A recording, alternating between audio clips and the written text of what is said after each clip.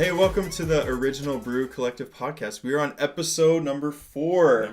We're number 4. This has been really fun and really exciting to do. And if you are watching this, what we do on this podcast each week is we talk about different beers from different breweries and we review them, we talk about them, and also talk about just kind of, we call it brewery talk. So stuff you talk about at a brewery. And if you are watching this, we just ask that you would subscribe to our channel, and that way you can see the different beers that we're reviewing that get posted each week. Yeah, and then also we're on Instagram. Follow us on Instagram, Facebook, Twitter, at Original Brew Collective. Mm-hmm.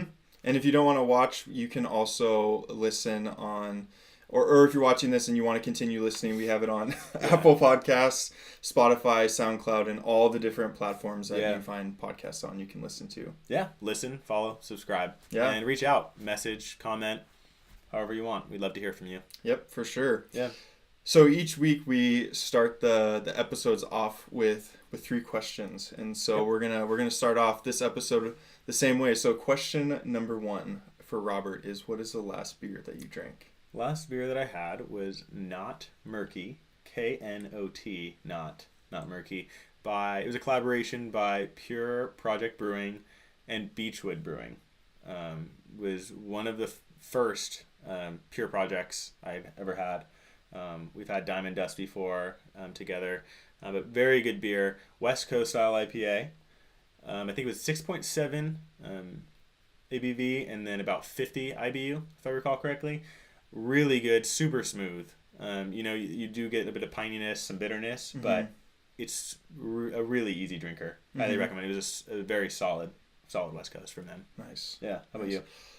So unfortunately, the last beer that I drank was the last one that we had on the podcast, and so that was also Pure Project. Yeah, it's a good beer. Not a bad one. No, not at all. I just haven't had one since then. Yeah. But so Diamond Dust, and if you want to, coconutty, guava, mango. It was really good, and if you want to hear how we go into it, you can watch the third episode, the episode before, and that was the last one I had. It just it was good enough that if you haven't listened to episode 3 yet, go back and listen or watch episode 3. It was really good. It was a really good beer. Yeah, and I mentioned in episode 3. I think I was told at the release it sold out within 1 hour. Yeah, very very good beer. I know you mentioned it. Where are they located again? I believe San Diego, Southern California. Yeah, but I believe it's San Diego. Yeah, it was really really good. Last one I had. So that's a good one. And so I've mentioned this in each episode. For the second question is going to change week by week, and we've talked about our favorite stout and why we were at certain breweries, last breweries we were at. So I thought this week we could talk about what our favorite brewery is, and so it doesn't necessarily need to be beer wise, but also like setting. So brewery as a whole. Okay, so like the environment and everything too. Yeah. Okay. What's your favorite one? Yeah, there's so many cool breweries, and a lot of them do have, some of them are unique, but a lot of the similar open vibe, family friendly, a lot of games, a lot of them have like the picnic tables. One that when you just asked that stands out to me was, and you were there with me, is it Bear Bottle in San Francisco? Yeah. Oh, yeah. Yeah. Bear They Bottle. had arcade games, ping pong table. Like, they took it a step further than a lot of other breweries who will have like board games or giant Jenga or cornhole. This one had all of that, but it also had, like I said, arcade games and ping pong and, in addition to all those other games. And the beer was really good. Yeah, and it was really big. Huge. Open setting. It was huge. It was really big. Yeah, and then we played a game of ping pong and you kicked my butt. Multiple games of ping pong. And I lost every time. I'm terrible. That was fun. Ping pong. That was fun. But yeah, near the ping pong table there was a really cool, in addition to all the like standard picnic table style seating, they also had like a lounge area, almost more laid back with the couches and stuff. The couches, yeah, I remember that. You can reserve that as well if you reach out. It actually was reserved for later in the day, but we just so happened to be there when it was. Yeah, so we kind of hung out there for a little while as well. But really good beer when we were there.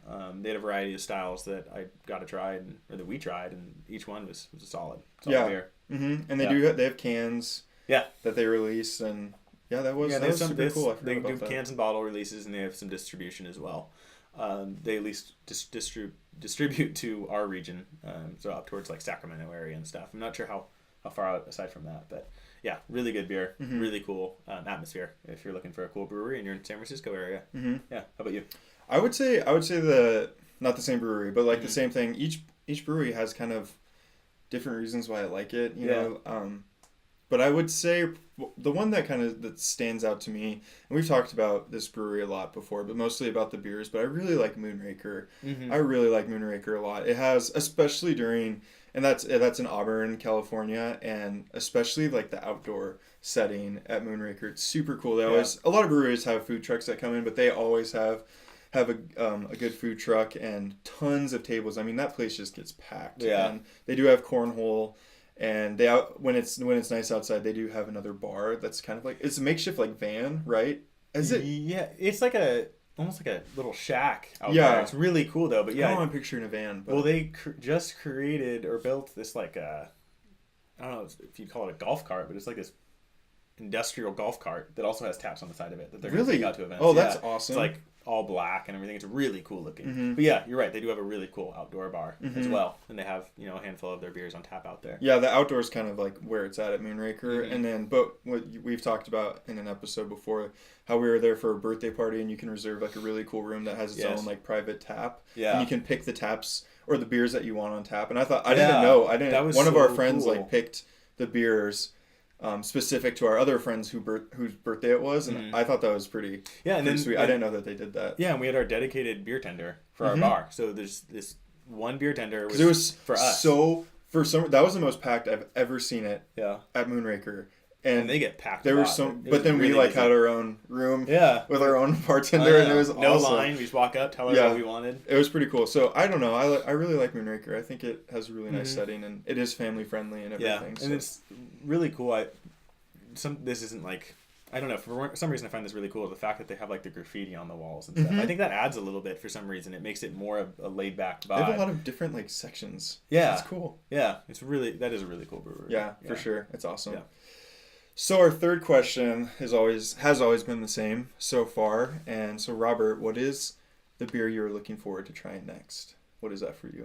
Alvarado Street actually recently announced that they're going to be dropping a new stout, I believe Imperial, called Biggie's Bon Bon Bonanza. And so that has cacao, vanilla, and milk sugar. And so I'm really excited to get my hands on some of that. Yeah. Especially Alvarado. I know. Well, Alvarado's putting out really good beer all the time. And so I'm excited. I've never had this one. I don't know. I think it might be the first time I've ever done this. I had never heard of it. And so I recently just saw their announcement. And so I'm looking forward to getting my hands on some of those cans. Awesome. Yeah. That's cool. How about you? The one I'm looking forward to is one that is very accessible. I just haven't tried it yet, but I have wanted to try it for quite some time, and it's by a brewery called New Glory, and they're based in Sacramento, and it's called Flippin' Good, and it's an Imperial brown ale, and I don't normally drink a lot of brown ales, but it has a maple sugar and vanilla bean in it, and I've heard it's very good. That sounds good. We were actually I was there. I wasn't with you, but we were at the brewery, and we were like playing games, and this lady came up to us, and she was buying cans, and she was like raving about Flippin' Good. Really? Yeah, it was kind of fun. She's like, I always come here and get Flippin' Good. You have to try it. And I didn't at the time, but it does look and sound very good. So yeah, I've never had that one. I've seen it at a lot of bottle shops, and I've had a lot of their beer too. I just haven't. I don't know. I usually go for IPAs when I'm out, but I kind of want to branch out. And yeah, it sounds like. That's interesting. I feel like you don't normally hear of a brown ale being, it's one of their most mixing it up like that. It's super like popular. The syrup and everything. Mm-hmm. So it almost was like a stout mixed with brown ale. I thought it was. Really I actually thought it was a stout, and then I saw that it was like while I was there, it was a brown ale. Just because you'd think with the flavors that were in it, it would be a stout. Exactly. So I'm interested. Yeah, that one sounds really interesting. I'll have to try that as well. Yeah, it's definitely one I could get pretty easily because it's pretty common around here. So yeah. But what are we drinking today, Robert? Oh my goodness. Oh my gosh. Today is a big day. It is. This is the Lush from Moksa. You've heard us talk about Moksa. And we're finally reviewing it. Moksa. I think we said in one of the previous episodes that we were going to try to do it, that I was holding on to this since July of 2018. So if you listen to the first episode. Was it episode 1? It was episode 1 that this is the one Robert waited in line for. Yeah. Oh, yes. Yep. That's right. Yeah. So I waited in line for about 5 to 5.5 hours for this one. Got a few of them. That's actually how I was able to get Pastry Method. So I got one of the bottles. One of the bottles I purchased, I was able to deal a trade, or broker a trade, make a deal with someone not in our area who happened to have Pastry Method. which is also from Moksa, and I missed that release. And so I mailed off one of the bottles of Lush. They mailed me the pastry method. Oh my gosh, pastry method was by far the best I've ever had to date. So I'm really excited about this one, which is the Lush. So I mean, I've been waiting since July. I don't really want to wait much longer. That is fair, man. So let's open that this is so fair. Thank you for sharing this with me. Let's open it up, man. Let's do it. So for those of you who are just listening and not watching on YouTube right now, we are cracking open the Lush, an Imperial Stout from Moksa Brewing in Rocklin, California, coming in at 11% ABV, so alcohol by volume, and it's brewed with vanilla, pecans, and cacao nibs. It's a pretty cool bottle, white label, with a bottle figure on it, filled with different tropical plants and designed to look like a whale. So we just poured the Lush from Moksa Brewing in Rocklin, California. It's an Imperial Stout with pecans, vanilla, and cacao nibs. And as you can see on this one, it has some decent head for a stout. Give it a little swirl. It does leave, some lacing on the glass, which is a really good sign and something we like to see with a stout. And the color, it's not like pitch black. It's not. No, but there's like almost like a slight brown, dark brown hue to it. Mm-hmm. But really nice color overall. Let's see what we pick up on the nose. Okay, let's do it.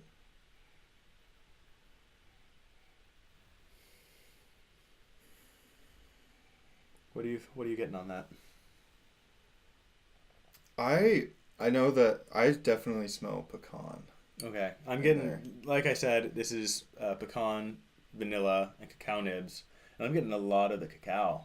It smells like really chocolatey. It's like a chocolate-covered pecan. That's kind of...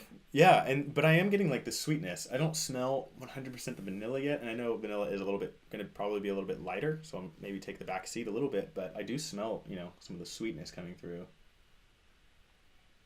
Yeah, I definitely smell the sweetness. Mm-hmm. It smells very good. This is... And once again, if you are listening and not watching, we're drinking these from Teku's. Yeah. Drinking and tasting them. Let's try it.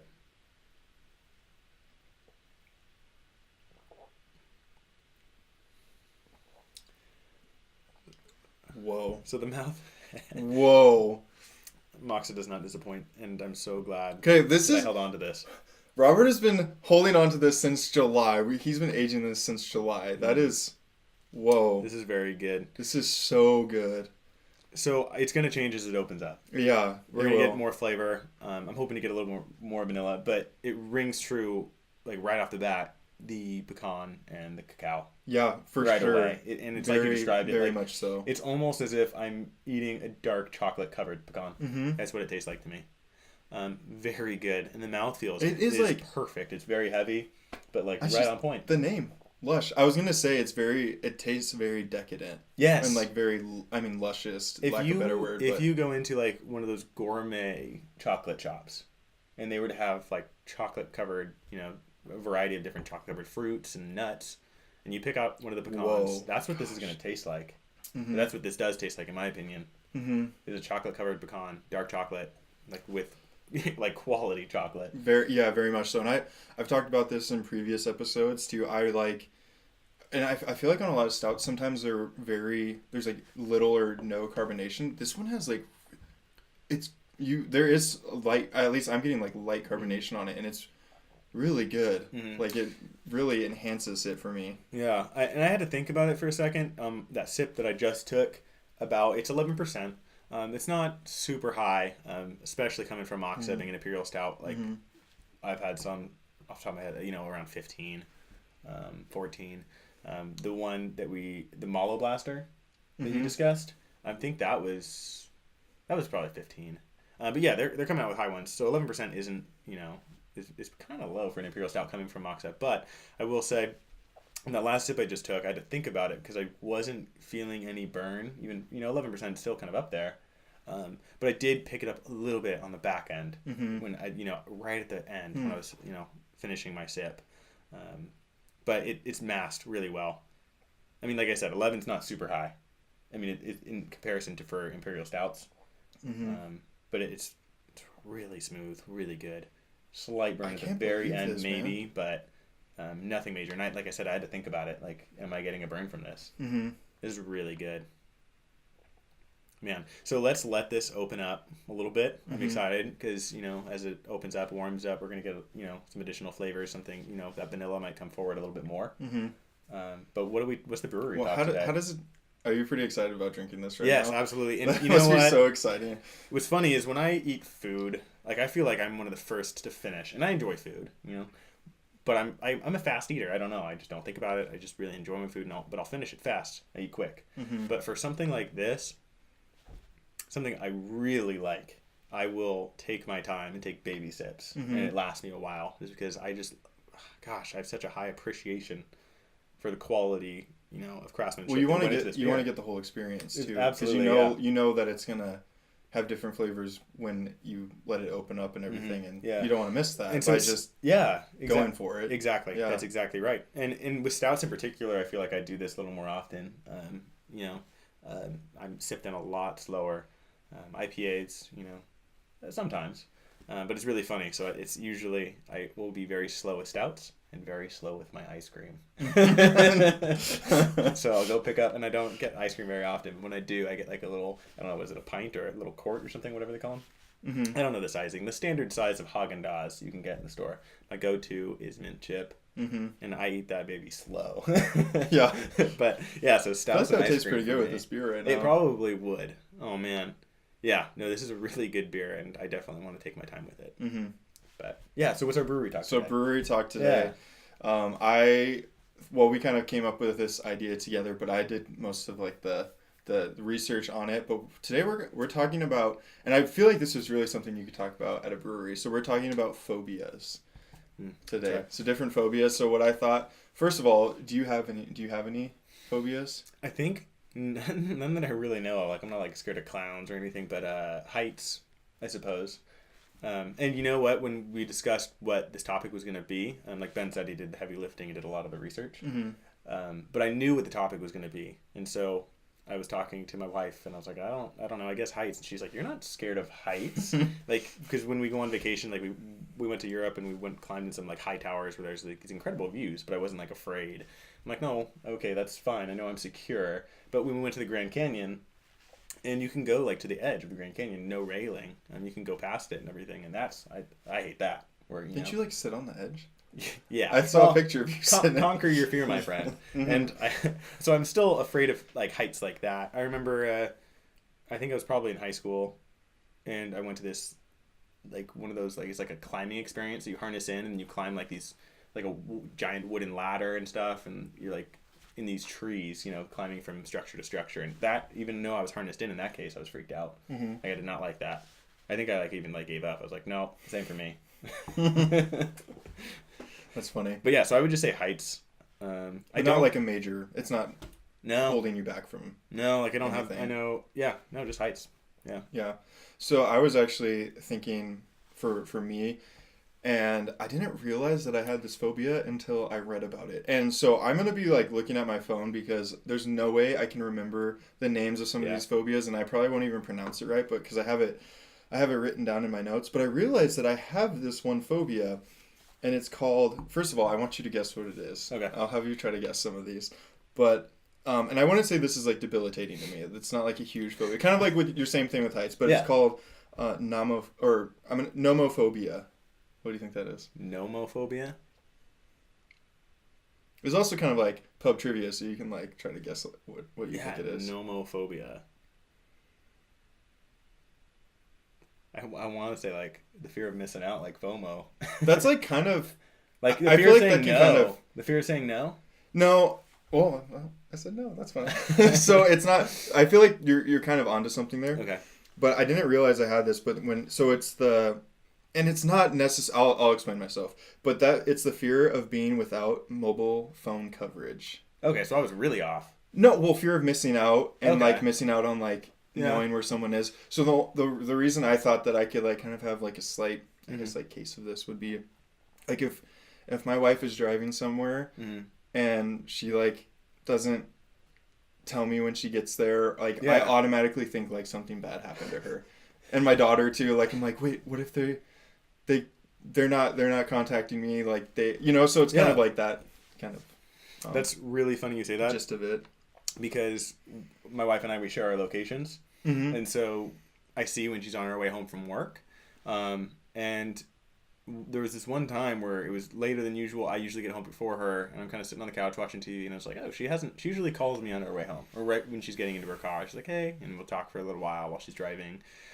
And I hadn't heard from her, and time was going by, and I was like, well, she's fine, like, you know, I don't want to bother her. And it started getting, like, where I was getting a little worried. I was like, this seems a little excessive. Mm-hmm. And so I look at her location, and I don't know if anyone has this, the location, they use it on your phone, but it, like, will show you on a map. So, like, almost like your maps for your directions, it'll show you. And no lie, it said, instead of a road, her car was in a ditch. It literally was titled ditch, like a road. What? Yeah. And I was like, oh my God. And so I, like, called her right away, and she answered, she's like, hey. And Are you in a ditch? Are you in a ditch somewhere? And sometimes I've had that happen where it's like says like she's like off in this one random road, and then I refresh and it like jumps, you know, like not crazy far over, but then I'll put her back onto the highway, and it's like it sometimes will like miscalculate a little bit, but like not huge variations. It's not like a whole nother city or anything. But yeah, that was one experience I had with that, and that freaked me out.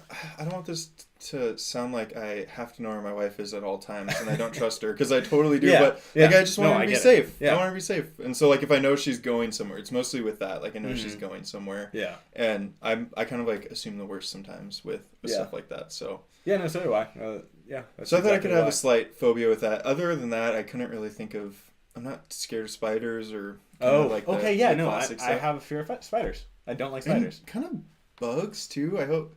Do you remember that one time there was like bugs falling out off like stuff that outside? was freaking weird. So we were hanging out in Ben's backyard. I was shocked though. And I don't know what they're called. They're like, I think they're pretty common. They're like these little caterpillar looking worm Not things. scary. But they're pretty, they're really small. Like, you know, not much bigger than like my thumbnail probably. And they were coming down on like webs though, like spiders would, but they were just kind of raining down. Everyone was freaking out though, and it wasn't like. Well, it's not fun having worms rain on you. That's true, but I don't know. That was funny.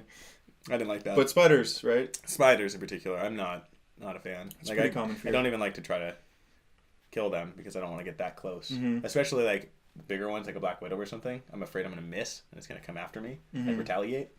I don't want that. So. I would say I think I didn't look at this, but I would say that the most common fears are spiders, clowns, dolls, and I would say sharks. A lot of people are afraid of sharks. Yeah, I mean, I guess if I were to see you and if I were in the ocean, but like thinking about it, I'm like, it doesn't like freak me out, the thought of it. But I know we have a friend. We have a friend. Okay, so terrified. We went on a cruise, or I went on a cruise with our friends, and she said that if she just saw a shark on the cruise ship, like on the boat itself, that she would get so scared that she would throw up. Like she was talking from like being on the boat, but looking into the ocean. And if it was in the ocean. Yeah. So she's very afraid of sharks. Yeah, but she is. So there's some very interesting fears, and I thought phobias were just kind of an interesting topic, you know, just and these were ones that I were kind of shocked about that they were like an actual fear. So I thought it would be kind of fun for you to like guess what you think they are. You don't have to like spend a whole lot of time like trying to guess it. I'll try to keep it down to like 5 seconds. Okay. Yeah, so the first one is, and I am going to probably butcher these names, but arachabutyrophobia. Is that the fear of fuzzy spiders? That is not the fear of fuzzy spiders. That'd be really silly. Okay. No, I know. Arachnophobia is fear of That's spiders. That's true. It does sound similar, but it is the fear of peanut butter sticking to the roof of your mouth. Oh. I've heard of that. I've heard of really? That's a fear, but I've never heard. I haven't heard like the scientific name. Arachabutyrophobia. Huh. No, I've never had that fear. I mean, I've definitely had that, and so I could see maybe someone panicking in that situation. What's happening? There's peanut butter on top of my mouth. Okay, ablutophobia. The fear of balloons. No. Dang. That was good though. Thanks. I thought that was a good guess. It's the fear of bathing. People are afraid to bathe. So, you know, those people are probably easily identifiable. Yeah. By one of the senses. Especially if you're downwind. Yeah. Yeah, it's just crazy, like, to be scared of, I don't know. Okay, so the next one, spectrophobia. Is it the fear of spectrum? I don't know. Fear of glasses or something like that. I mean, that's close. It's the fear of mirrors.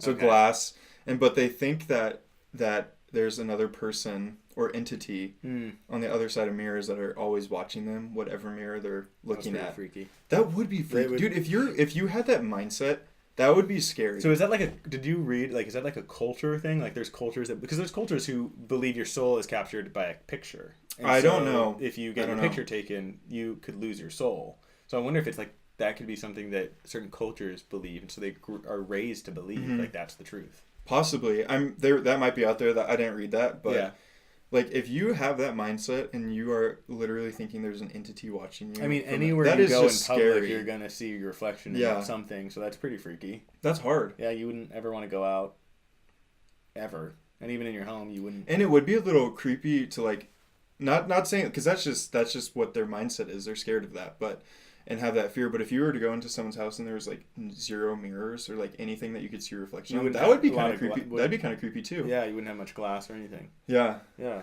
So that spectrophobia, I thought that one was kind of creepy. Magiricophobia. That was probably so bad, but magiricophobia. Is it the fear of magicians? No, that's a good guess though. But it's the fear of cooking. You're just afraid to cook. So what about baking? Probably that too. It probably falls just being in the kitchen, but so those people like always eat out, I guess, and like always order food because they're scared of cooking. But I mean, burning yourself, but still. Okay, yeah, it's interesting. I'm gonna link this picture. I have to link this, and you haven't seen this yet, and I wanted to show him. There's a picture that goes along with it. Just look at this picture of this fear. It is such a creepy picture. That is kind of disturbing. Like he's in. So if you don't want to look at a creepy picture, don't click on the link. But I'll link it. It's the guy in the pot. Yeah, but that's. I mean, it's like there's no body. Yeah, it's just.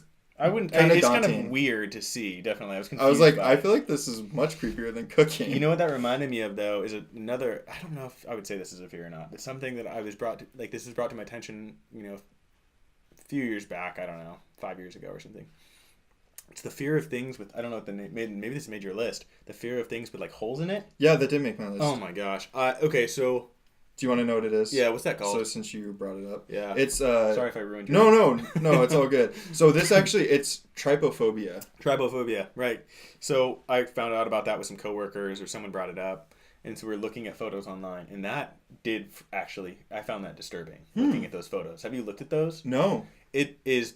I don't know. Like, I felt like, who wouldn't be disturbed by this? Like, Whoa, it's difficult to look at for me. Like, and I don't have a fear of, like, things with holes in it, though. Interesting. Like, I don't know. I can't think of, like, a sponge. Like, that doesn't freak me out. But it was the photos that people will generate online with, like, Photoshop. Those I found them disturbing. Whoa, I don't even, like, there must be, like, a subculture making these creepy pictures. It is, I think. Trypophobia. So, trypophobia... And if you're scared easily... Yeah, Google it. Don't do this. Trypophobia, and then click to do images on Google, and search that way. And let us know, like, if you feel the same way as me, Ben, you should do this. I don't know, it just, they're like random photos that people will put holes in the objects that are in the photos, like through Photoshop or whatnot. That's creepy. It was disturbing to me. Some of them was like, oh, but then when it's like someone's like hand, and they put holes through it and stuff, that freaks me out. So I'm not into that. You know what's something that also creeps me out, or would creep me out, is if someone came in right now, took this beer, and dumped it out because it is so good. So have you noticed anything different while you're drinking it? I mean, we have an empty bottle here, so you just pick it up by the neck, smash it. Yeah. But have you noticed anything while we're drinking it? I haven't been able to drink it too much. I mean, it's just as good as when we started. I mean... Any different notes that you're getting? Let's see here. I would say that I don't know if you agree with this, but I do feel like it's starting to sweeten up a little bit. For sure. That last sip that I took. I'm getting more vanilla easily, more than the cacao. I definitely. The cacao was a little I don't want to say overpowering, but it was definitely the prominent. It was for me too. Within there, between the 3 ingredients that they utilized, and I definitely still get pecan as well with pecan the vanilla. It's more pecan vanilla for me right now versus over the cacao, but the cacao is still there. Yeah, I would say the smell, like I can still smell the cacao, but it's not as prevalent. Yeah, in it. It's kind of at first it was a lot, but it has opened up and it's so decadent. That's like the word that I feel like can describe it so luscious. Well. Very luscious. Very luscious. All right, let's. So I have a few more, but there's one that I really want to talk about. So let's do like a lightning round. What is popophobia? Fear of popping balloons. The fear of the Pope. Oh, people are afraid of the Pope. That's weird. Seems like such a nice guy. I know, right? Somnophobia. The fear of wine. The fear of falling asleep. Okay, so we don't sound like an idiot. A sommelier is what I was going with. Yeah. Sommelier for wine. You know, the wine experts. Or if you drink a lot of wine, you fall asleep. But... So don't drink a lot of wine, or if you have somnophobia. Nomophobia. Oh, that's what I already talked about. Mobile home coverage. Or mobile phone coverage. I haven't written mobile home in here. It's just auto-corrected. Turophobia. The fear of tourists. Nope, the fear of cheese. Which... people that have trypophobia probably don't like Swiss cheese. Probably not. So that's interesting. Little maybe fun fact. I don't know if that's fact. I feel like it's fun. Yeah. Yeah, it might not be a fact. It might not be a fact. It might not be a fact. So a fun something. Geniophobia. The fear of genetics. Ooh, no. You kind of were just making it sound... It's fear of chins.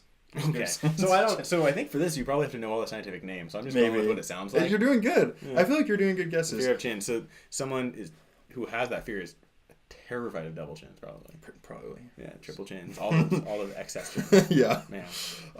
Pogonophobia. The fear of pogs, the little with the smashers from the 90s. They'd be afraid of you. What? They'd be afraid of you. Why would they be afraid of you? Because I have a beard? You have a beard. That's it? That's fear of beard. Okay. Yeah. I didn't know if we were bringing race into this or what. You think I would do that? Are I you don't kidding me? know. That's funny. Globophobia. The fear of globs. The fear of any sort of balloons globs. popping. Oh, and okay. this person that was writing this article was like, if you have this fear, what are you going to do if you have a kid and like, what are you going to do at their party? And I was like, I mean, you probably just don't have balloons. Like, yeah. That's not that hard. That's probably fine. You can just, okay. And then this is the last one before there's one that I wanted to really talk about that I think is hilarious. So hippopotamonstrosis. That just sounded like the gibberish. fear of stumbling upon a great battle between a hippo and a squid. It is the fear of long words. So it's like, that's just messed up that the person named it that. Yeah, so when they get diagnosed, they're terrified. And I did not such a long word. Even get close to pronouncing that right. But this last one, I love this last one. Okay, it is anatidaphobia. This is my favorite phobia. Anatidaphobia? Anatidaphobia. The fear of anecdotes. No. So it is the fear that somewhere in some place there is either a duck or a goose watching you. I'm not joking. That is unreal. How do you come up with that? It's not even like it's not even like a duck itself, because like that could be, I don't know, like that could be a phobia, and I don't or I don't know if you're thinking of what I'm thinking of, but or like a goose like attacking you, but it's just that somewhere in some place that they're watching you. Are you thinking of the story? Yeah. You can tell it. Okay. Well, I don't know. I thought you would think of it. We were at I guess I might have a slight phobia. We were at a park one time with our wives, and there's a lot of geese there, like a lot of geese, and a ton. We had like snacks with us, I think, right? Probably? Yeah, we did. Is that how I did it? We were having snacks and playing games. Did I start feeding them? You did. I started like feeding them, but strategically. So annoying. So that they formed like a circle around us. They geese. It was. I got so scared. Ben discovered his fear of geese that day. I'm afraid of geese. Yeah. And I was like, I wanted them to go away so bad. I was so scared. And Robert just kept throwing them food. I was like, dude, stop throwing them food. But he just wouldn't stop. He thought it was hilarious. My wife was probably like 7 months pregnant at the time. And I just took off. And these geese, they were kind of, I mean, I don't know if they were freaking you out, but they were freaking me out. And I just ran, and I felt like ashamed after I left my pregnant wife to get attacked by these geese. It's okay. She's with me and Raina. Yeah, the non-scared people. But I thought that was so funny. Somewhere there's a duck or a goose watching these people. It is really weird. So it's not the fear of them watching, like there's a goose watching me. It's watching someone. No, it's watching. It is like if you had that phobia, it would be like a duck is watching me. So it like might be at the window or something, or like peeking through the door. It's watching. I don't know how that would even come to someone's mind. I don't know. It's crazy. But those are the phobias. I thought they were pretty interesting. Mm-hmm. Public speaking is number one still, probably, right? Oh, did you read about probably. That? No. I mean, I My always, research was very in depth. I always knew that like number one was like public speaking. Yeah, that makes sense. I've never really had that fear. I feel like, I don't recall ever having it. I mean, I get anxious, but never like. Yeah, and that's actually, I feel like that's healthy. It is. It means I've always heard that means you're ready. Yeah, if you have nerves before going on, like not like panicking or anything, but you have a little bit of nerves, that it's supposed to be good. Mm-hmm. I mean, our bodies have these natural instincts for reasons, you know. Mm-hmm. But yeah, I've never had like a huge fear of public speaking. I mean, I've gotten really nervous before performing in front of people for things when I was growing up, but yeah, speaking, giving speeches, kind of enjoy it. Nice. Yeah, that's awesome. Lucky that way. That was our brewery talk this week. We're drinking some. This is incredible beer. Yeah, well done for waiting, man. Imperial Stout, the Lush from Moksa Brewing Company in Rockland, California. Very, very good. Pecans, vanilla, cacao nibs, 11% ABV. And we've talked about Moksa, and now we're finally reviewing it. It feels like, it just feels good. Yeah, drink it, talk about it. Feels right. Feels right. Right. So good. Well, hey, we just wanted to remind you just to subscribe to our channel, follow us on Instagram at Original Brew Collective, also on Twitter and Facebook. You can find us on there, and we would just really appreciate the follow. So yeah, give us a follow, review, subscribe. We're gonna keep on sipping on this delicious beer. Let's do it. Cheers. Cheers.